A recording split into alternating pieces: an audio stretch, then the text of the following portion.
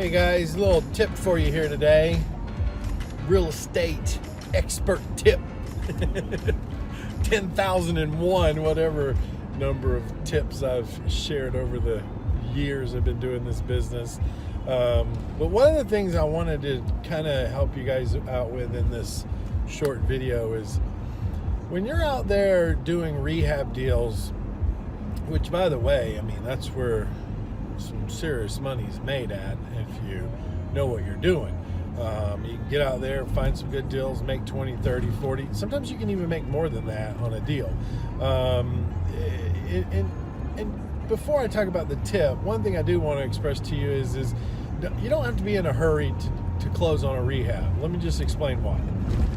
Number one, you don't need a lot of them to really substantially offset your income. I mean, if you did 2, 3, 4 of them a deal at an average of $20,000 a pop, you know, you're talking 60, 80 grand extra a year to your bottom line.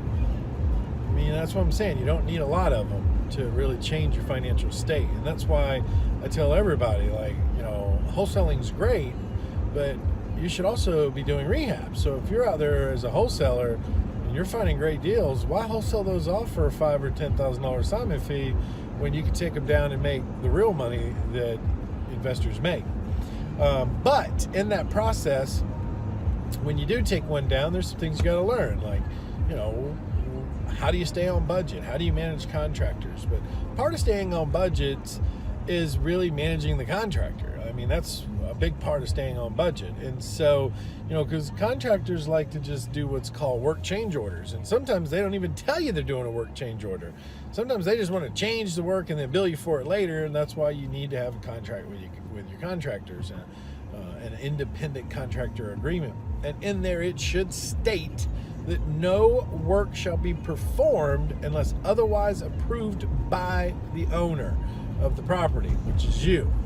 And that will help you in anything that pops up that they want to just change on you. For example, I had a deal that I wanted to give you a tip on.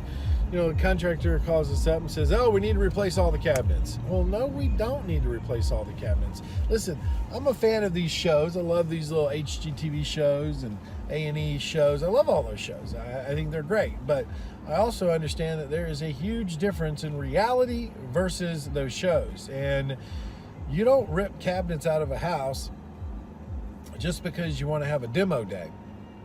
And you definitely don't rip cabinets out of a house because you've had some water damage that has maybe rotten or created issues on what's called the kick plate, which the kick plate, if you're looking at a cabinet, the kick plate is the piece underneath the box that sits to the floor. They call that a kick plate. If you walk up to it, you kick it with your foot.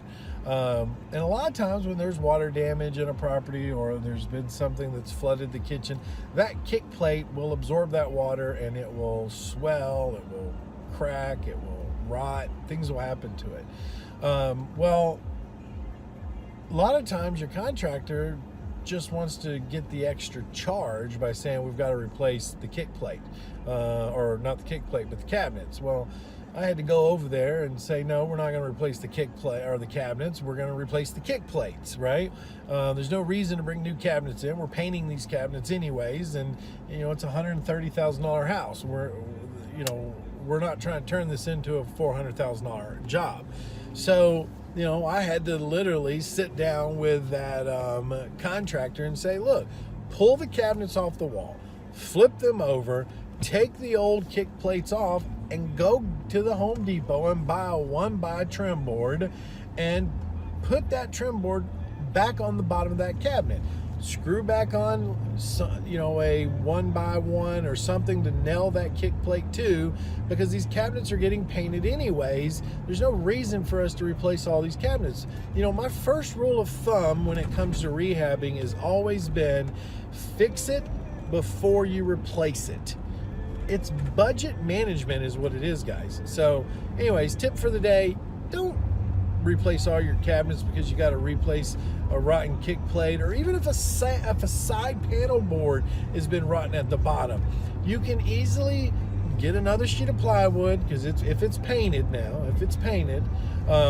and you can screw that plywood to the side from the inside out so you don't see the screws. Get your screws small enough, and you can actually cut off the old side panel rotted wood, and so the new side panel is what goes all the way flush to the floor now.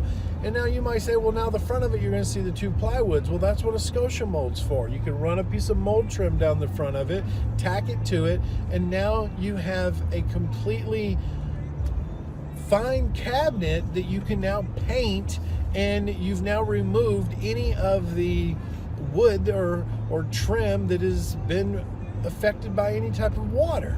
The point to this is a new set of cabinets were going to cost me anywhere from $2,500 to $3,500 when I could easily walk in there and show him how to fix it for a couple of $100. So, tip of the day, don't rip out your cabinets when they can be fixed.